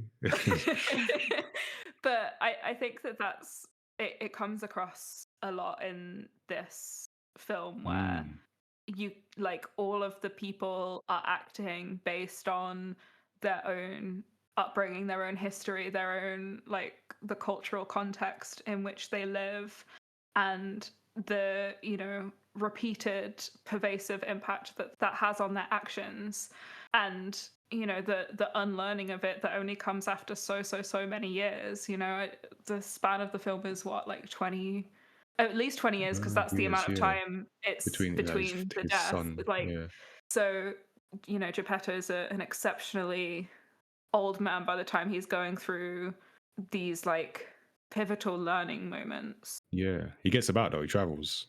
Yeah. Doesn't let age stop him traveling. And I was thinking also, is this a kids' film? Because you think with animation, stop motion, mostly it's aimed at kids. This is quite a heavy film, and a lot of characters die. Like wherever Pinocchio goes, someone dies. Would you say it's a kids' film? It definitely can be a kids' film. It's, I don't know, I do think that kids are drawn to sort of darker stories more than we usually think that they are. And I think that the way that the deaths and the suffering in the film is shown with sort of so much compassion and sort of balanced out with all the whimsical, like I think it makes it sort of suitable for kids as well. But I really love that it has, as you know, like it's very universal. I guess like it's for anybody who sort of relates to it somehow, or yeah, I think I would have loved this when I was a kid. Like better than Watership Down as my introduction to death. Yeah, I think it approaches death in a really nice way, because I think it's very important to introduce children to death, because it is kind of an essential part of life. And I think this just does tackle the subject, like you've mentioned, in that like compassionate way. I don't think in an unscary way. Like you don't think this is scary for kids? I think it is scary, but I don't think it tackles death in a scary way. Oh, right. Okay. I think other parts are scary. I think the death bit is like the least scary. Yeah, And like, yeah, I don't think it's been like kids are drawn to the dark. I was watching like a Instagram reel that was like a parent saying about the new version of a nursery rhyme their kids come up with, and it's just as dark and twisted as, probably even worse than the Yeah. than it used to be. I've always loved horror. Like, I was always drawn to creepy stuff when I was a kid. So I do think that kids can handle it a lot more than we tend to think that they can.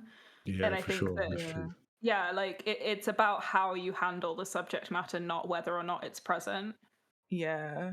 That is a good point. Yeah.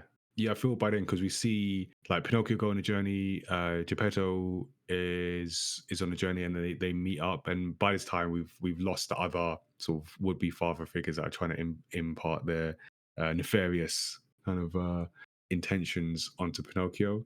And I feel along the way, it's almost like that concept of found family, because like the monkey goes with Pinocchio, find Geppetto, Sebastian's there, and it's like they've all been through something and they all find each other, and they're all stronger and more accepting of each other for the journey, which is great. And then yeah, the final lessons of Pinocchio, we see that one bit where there is urgency in terms of like being in the land of death and then getting out to save Geppetto. It ends quite happily, but in an earned way. So it's not like a wrap up and make everything smiley. It makes sense where it ends and how it ends and what Pinocchio ultimately learns from the Yeah. multiple themes going through this. And the very end of the film is like quite sad, really, because it not like sad, devastating, but sad, like melancholic, Yeah, I guess, Yeah. yeah. because he like outlives everyone and then has to Everyone, go off and figure himself what do out. you do? Yeah, Yeah. Mm. it's like it in a way, like the film begins with a character unable to let go of the grief of death, and then it ends with the character getting to acceptance of death and being able to let go Yeah. and move on. So it's nice mirroring, if that's the right phrase.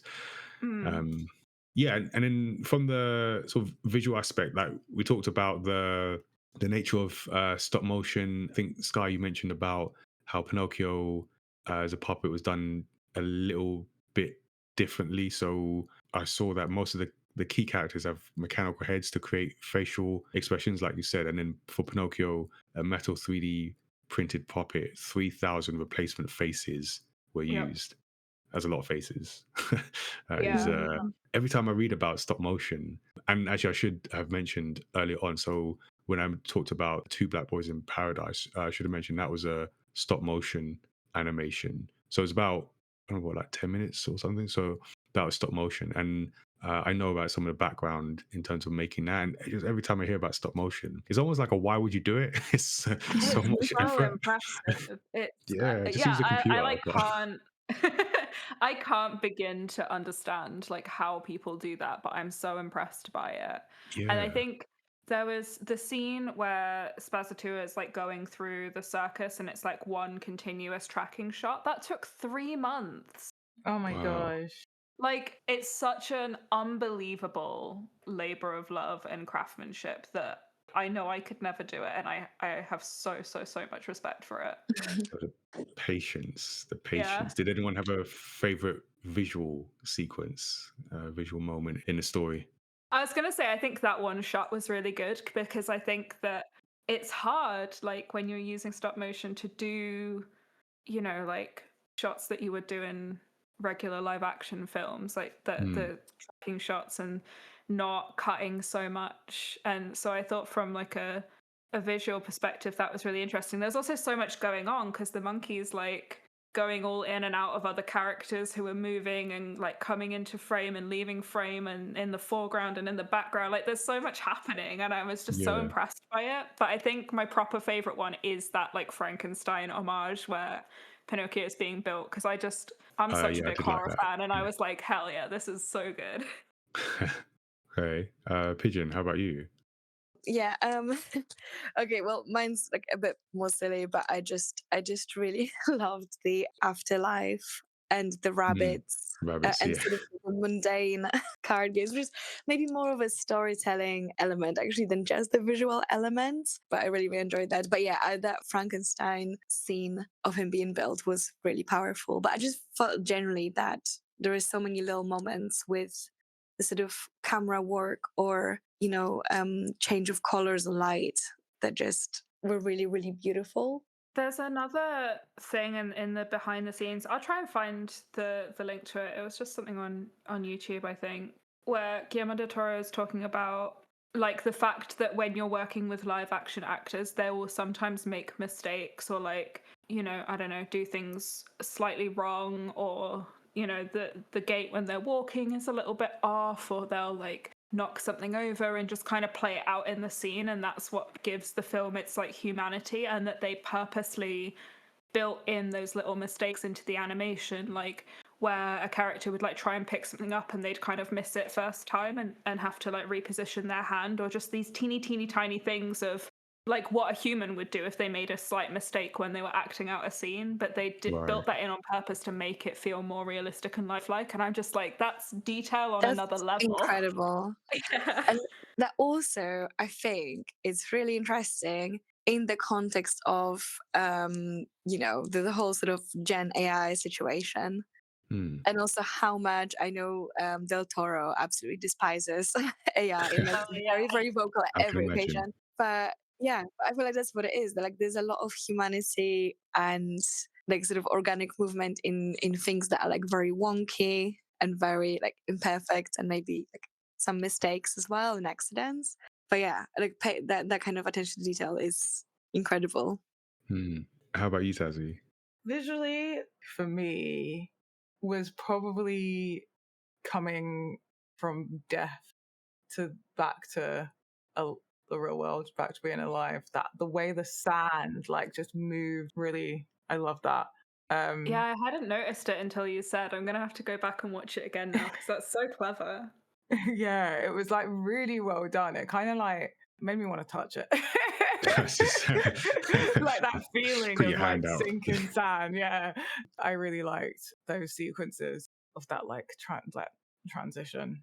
Yeah, I felt like anything like water or fire was interesting because like anything fluid, and I know it's hard to do, let alone in stop motion. So those moments when they were in the water and the dogfish ate them up and things like that, it was just interesting to see that from a technical perspective. And when I was at the screening as well, I think the director of the Two Black Boys in Paradise mentioned like the water sequences being particularly like difficult to do. So yeah, that kind of stuff is like really interesting to me. But yeah, no, I just love the visual style of it, and I feel again every element of this added to the story, and I just really enjoyed that. Really enjoyed that, and like the characters in particular. Again, this idea. I feel. I mean, not just anime, but I was going to say like Studio Ghibli, but other like non-anime stories as well. But good stories like do this, where there's a theme, so the central theme we spoke about earlier, and then the characters are used to explore that theme in and have different perspectives, and it just I just love seeing that. I know we've spoken about some of the main characters already, but I wonder if there was any ones that stood out to you. I did like. So I love Christoph Waltz. I feel he's got such a charisma about him and the characters he plays. And as Count Volpe, who is a bad person, but I love seeing that that character from their character design, which is just weirdly like, if there's a way to design a character that says this is the villain, that's it. That's who that was. But just his, again, Christoph Waltz just brings like such a charisma to it. So I really enjoyed watching that character. And the rabbits as well. I really like the rabbits were great. But yeah, I don't know if anyone else found themselves drawn to a particular character. I think David Bradley was amazing as Geppetto. Like, I didn't know it was him, which I think is often, in my mind, like the mark of a very good voice actor is that you kind of forget who it is. Like, except Ewan McGregor, because like obviously we know it's Ewan McGregor, but he's still fantastic. So he gets a pass, but like I think everyone else did a really good job of it feeling very, natural. You weren't like sucked out of it when you can hear a certain person's voice. But yeah, I think David Bradley did a really good job of like, I don't know, just like capturing a really like animated voice with all these different inflections, like very similar to what Christoph Waltz does. Yeah. Which was cool. And also shout out to Kate Blanchett. Like, are you kidding? With voicing Spazzatura, like that was so impressive. Yeah, actually, I didn't even realize that at the time of watching. I didn't really clock that she was in it. Yeah, I had no idea either. Yeah, anyone else? Candlewick for me. I just thought it was like just like a very like interesting character, and like the way, I don't know, just the different journeys from Candlewick, the different like points that we meet him, and how that animation was, and then like in contrast to Pinocchio. He was really well changed from, I guess, the original story, but again, my only kind of comparison is the Disney one, where like he's just objectively a terrible person in the Disney one.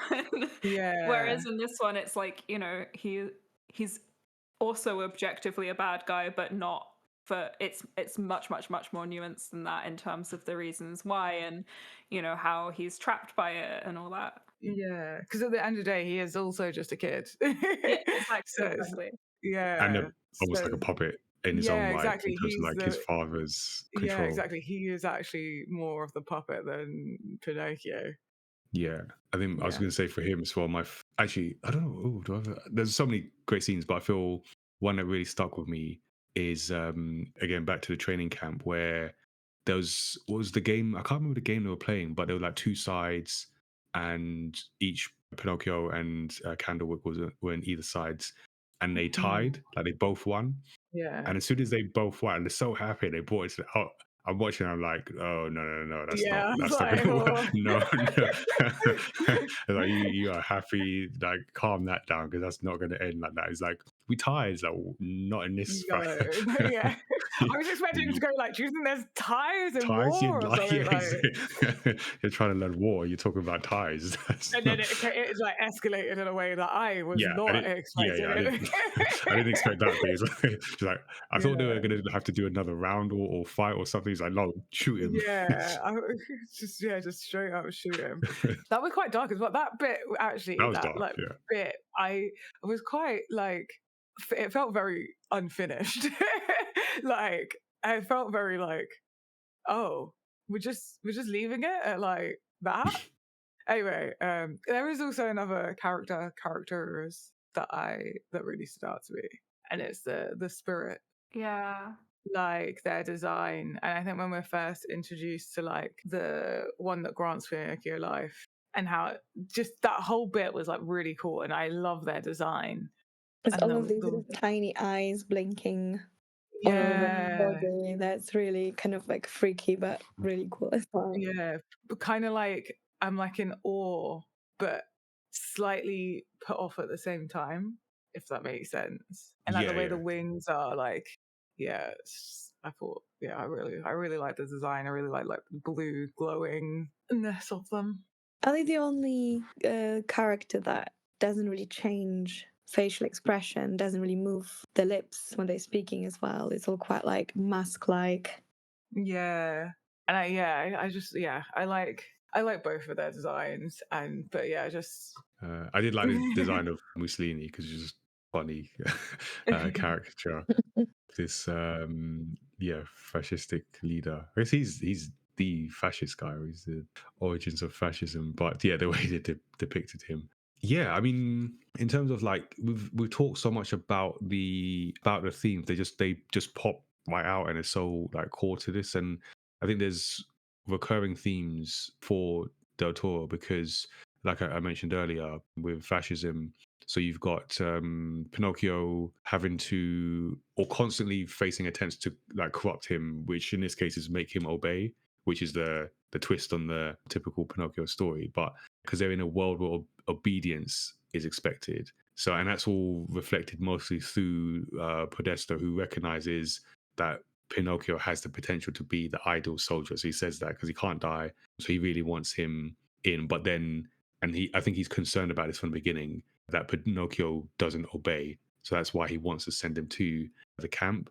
And then in Pan's Labyrinth, there is the main character, Ophelia, who exists in fascistic Spain and then has to navigate this world of authoritarian control. So both films like have that element of disobedience, not as this childish thing, which maybe Pinocchio starts off as, but ultimately as this like moral courage in the face of this oppressive system that just had that like blind obedience. So yeah, I like that. And the idea of like death, embracing death. So we see Geppetto who can't move on from the death of his son, Pinocchio having to learn to move on from the death of those people he loves. And I feel the disobedience as a virtue is like a key one as well as the others that we've spoken about. So Pinocchio almost like by becoming human in a way, he is disobedient on that journey, and the others around him, like I mentioned, are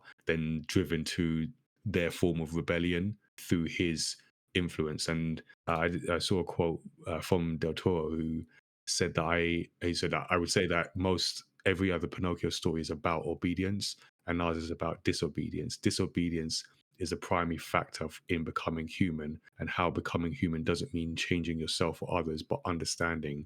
And I feel that's again such a great way to put the events that we're seeing. So yeah, I mean, it's really good. I don't know what if there's a scene that we haven't mentioned. If there's any other like moments that left an impression on you in this story. It was something that also was quite striking. We kind of mentioned that, but in terms of the themes that are quite strong for the film, I think sort of breaking away from some kind of a codependent or toxic relationship as well is really powerful. Like with Satura, for example, even though it's maybe played in like a bit of a comedic way. Because I think in many other films where you would have a sort of cartoonish villain, a character like Spazzatura would be just like a maybe comedic sidekick. Well, here this is And it very started much like that. like no, Spazzatura is pretty much abused in this dynamic, and then has a chance to like break away and help Pinocchio, and then similar I think with which we already sort of said, Candlewick, yeah. You can see both characters like really thinking about like, oh, I'm on the wrong side of this. Need to cross over. Yeah, I mean, there's any other examples, but yeah, these are the kind of themes that I always feel drawn to as well. There was it's kind of like a bit of a funny but then sort of sad one for me early on, where Geppetto makes a decision to send Pinocchio to school. And he gets so easily distracted, but he gives him Carlo's book, and then I don't know how you all felt, but and again, it's such a good like emotional, because we by that point we know this means a lot. Like we saw what happened to Carlo, we saw what happened to Geppetto. This is Carlo's book. Go to school. And then when he's met by Volpe and they take the book and he sort of like disregard it, I just felt something like when they just don't care about this book and they just like leave it. It's a small moment, but because they put so much meaning in things by that point, it mattered that that book got like mishandled. Yeah, that book got mishandled. Yeah, there were a lot of themes in it of just that really like, I don't know, like triggered intense empathy of just like stuff just being unfair. Like the world is unfair. It's unjust. Like this shouldn't be happening to these people, and stuff that there's nothing you can do about it, and that's just what's happened in the story. That's just how life has gone for these people, but it is just so acutely unfair that it makes you feel uncomfortable. Yeah, I think that's a good way of describing it. It's just unfair. I felt just unfair for this book, basically. So yeah, and I had a couple other quick things I wanted to drop, because things is all like meta commentaries, but there was a line from Podesta who I just feel like captured, sadly, a lot of where we are now, where he talked about, I think this was when they were doing the game. He had a line that goes, "And remember, no matter who is on the other team, they are your enemy." And I feel that's all too accurate for a lot of what we see in our media. And then the other one was actually I didn't get to the full quote, but there was a review or analysis of someone who didn't like the story, really didn't like it. They thought the plot was plot congested. This was from a Eileen Jones from a site called Jacobin. So they thought it was plot congested, off-putting. They mentioned it took them 3 tries just to watch it all the way through.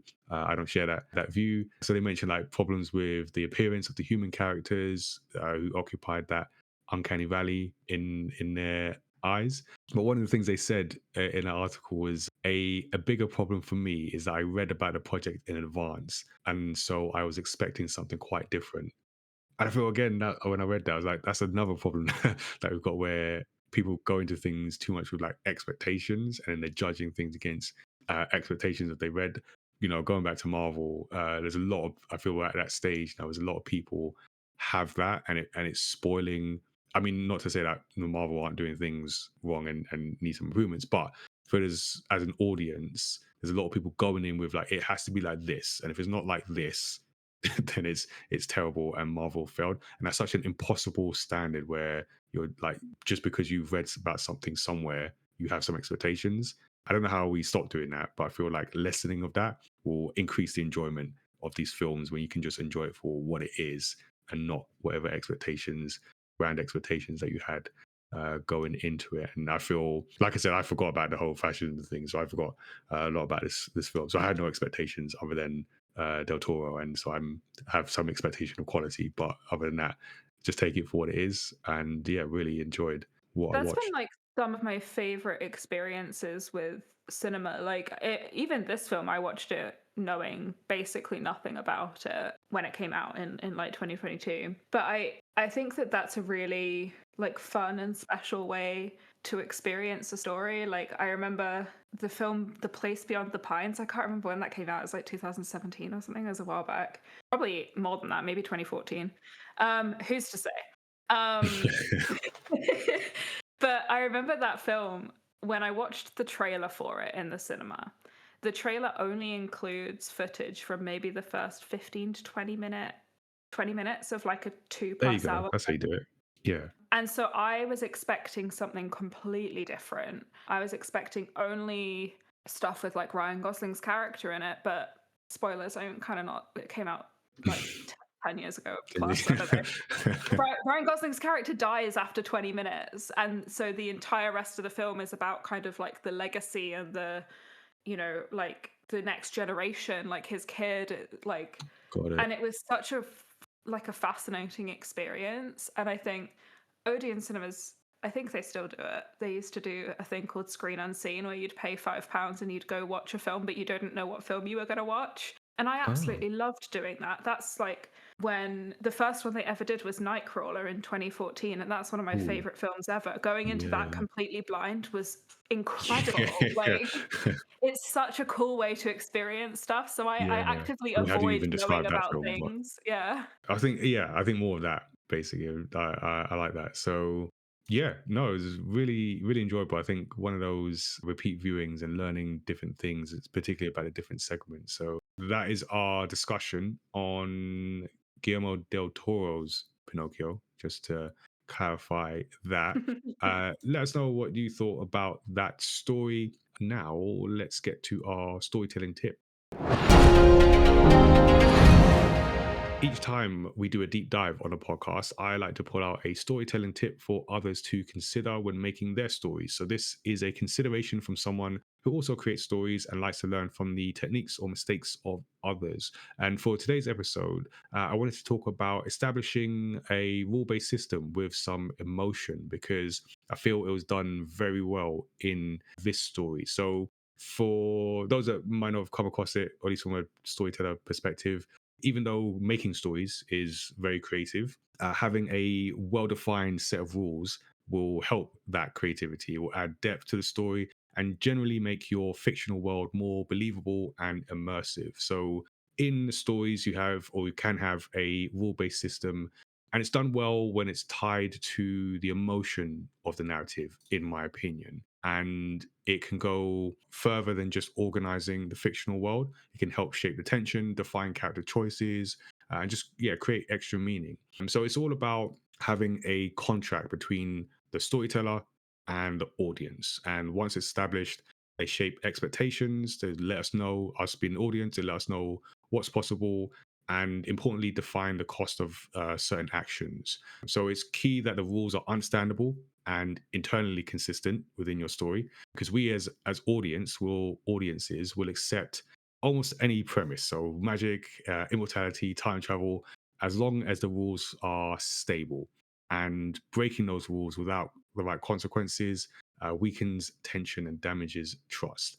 So in Pinocchio, we get a simple but emotionally resonant example of a rule-based system that's applied to mortality. So here, Del Toro turns death into a mechanical, ritualized process, and that comes with a strict set of rules. So we know that every time Pinocchio dies, he enters the realm of death. He has to wait before returning to the living world.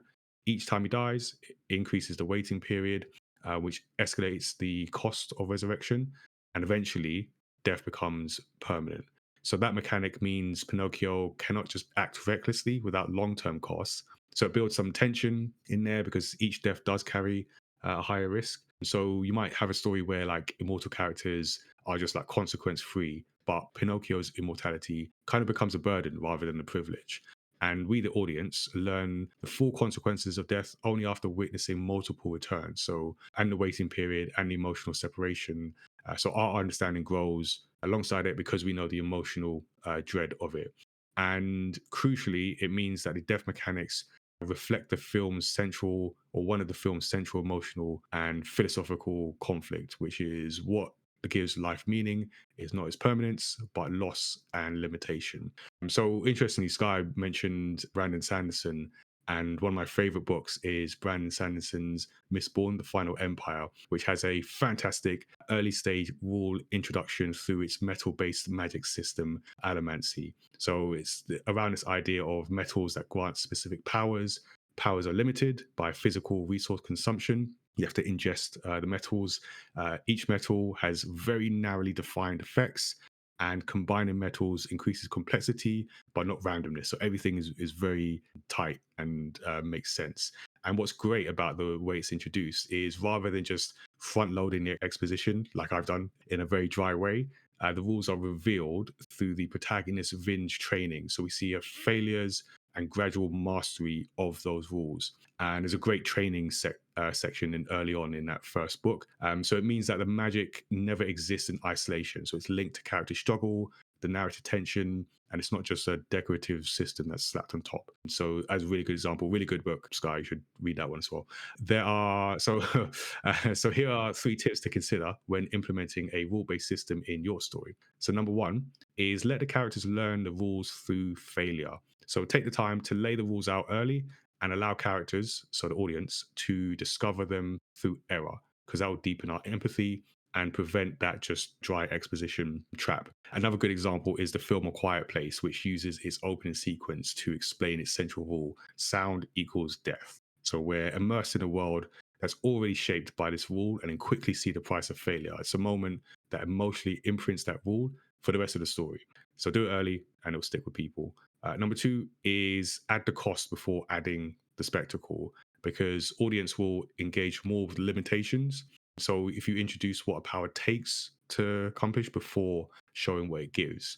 So for those that have read Mistborn, The Final Empire, like I said, there's a section early on where we see the main character Vin training in her newfound powers, where other characters, there's another main character called Kelsia, who is more adept at it, and he comes up against what are called Steel Inquisitors, who are like super powerful, like top, or at least at that stage in the book, top level bosses. So even through Vin, through Kelsia, then through the Steel Inquisitors, we quickly learn the limits of powers and the levels to this allomancy thing. And number 3 is tie every major rule to the character journey. So if the rule doesn't enforce or reinforce or impact a character's desire, fear, love, guilt, loss, whatever it might be, it can risk feeling decorative rather than meaningful. And so another great rule-based system is in Full Metal Alchemist Brotherhood, which takes the time, again, early on, to explain the laws of equivalent exchange, which turns alchemy into a moral example of sacrifice. So we get the consequence very early when the rules are broken. And then we see the brothers, Ed and Alphonse, go on this journey that's constantly impacted by those rules that have been established early on. And in Pinocchio, we see like death never changes, but Pinocchio's emotional relationship to it does. So then, as the story goes, it can gain new emotional meaning. So it's all about emotion, basically tied to emotion. So we see that across the narrative as the characters, and so the audience change on the journey. So yeah, so you can have an effective rule-based system, which is not just a framework in the plot, but can be used as emotional architecture that you can build the story around. So have a think about that. That is the tip for this episode and the final one of 2025. And I can think about what else I'm going to talk about for stories next year. But that's it for the tip. Tazziii, let's check in with our guests and find out what they are up to.